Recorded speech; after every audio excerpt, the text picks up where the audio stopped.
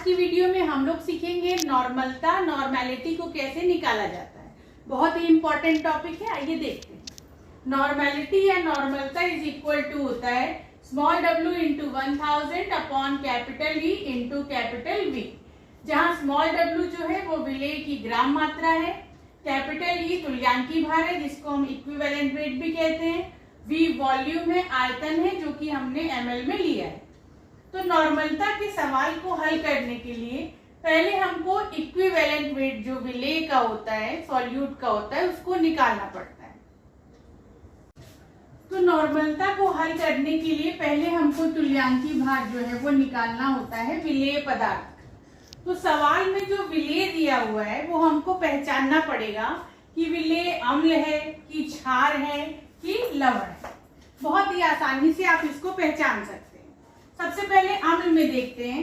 अगर सूत्र हाइड्रोजन से शुरू है, जैसे H2SO4 हो गया, HCl हो गया, HNO3 हो गया, अगर रासायनिक सूत्र हाइड्रोजन से शुरू है, इसका मतलब पदार्थ क्या हो जाएगा, आपका अम्ल हो जाएगा। अगर धातु तत्व के साथ आपको OH दिख रहा है, जैसे NaOH हो गया, सोडियम हाइड्रोक्साइड, KOH हो गया, पोटेशियम हाइड्रोक्साइड, CaOH का होल ट्वाइस कैल्शियम हाइड्रोक्साइड, तो अगर धातु तत्व के साथ जो है OH यहाँ पर आपको दिखता है तो दिया गया विलेय जो है वो क्षार हो। और अगर धन आवेशित आयन और ऋण आवेशित आयन मिल करके कोई सूत्र बना रहे हैं तो वो हमारा पदार्थ क्या कहलाएगा, लवण कहलाएगा। जैसे NaCl हो गया, CaCO3 हो गया, Na2SO4 हो गया, ये सारे जो है क्या है, लवण है।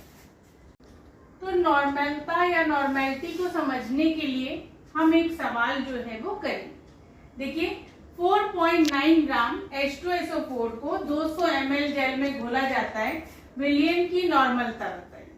तो यहाँ पर देखिए हमको जो विलेय है वो H2SO4 दिया हुआ है।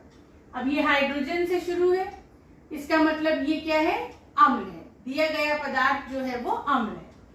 अब इस अम्ल का हमको क्या निकालना पड़ेगा, तुल्यांकी भार, इक्विवेलेंट वेट। तो सूत्र होता है अम्ल का तुल्यांकी भार बराबर अम्ल का अणु भार बटे अम्ल की क्षारकता।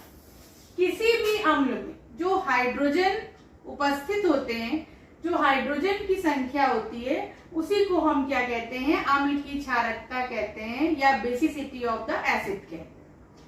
तो यहाँ पर हमको H2SO4 दिया हुआ है जिसकी क्षारकता कितनी है, 2 दी है,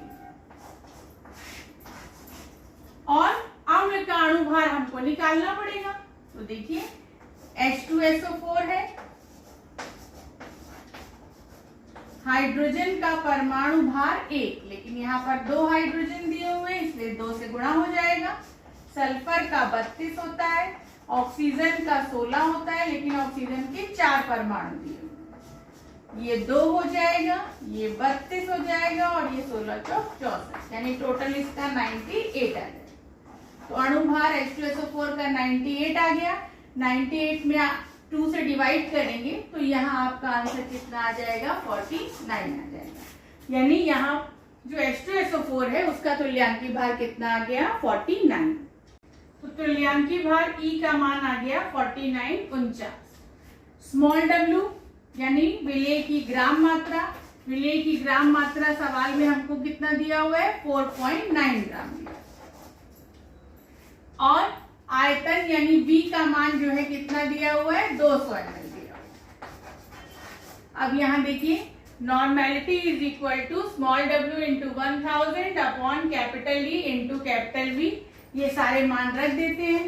स्मॉल w की जगह पर हम 4.9 लिखेंगे इंटू 1000 अपॉन तुल्यांकी भार E का मान हमने निकाला है 49 आया है, और V जो है हमको कितना दिया हुआ है, 200 ml।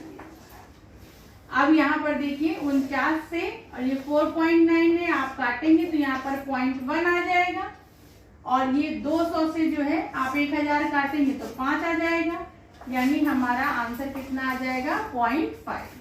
तो इस क्वेश्चन के लिए आंसर हमारा कितना आ गया, 0.5, यानी इस विलयन की जो नॉर्मलता है वो कितनी आ जाएगी, 0.5।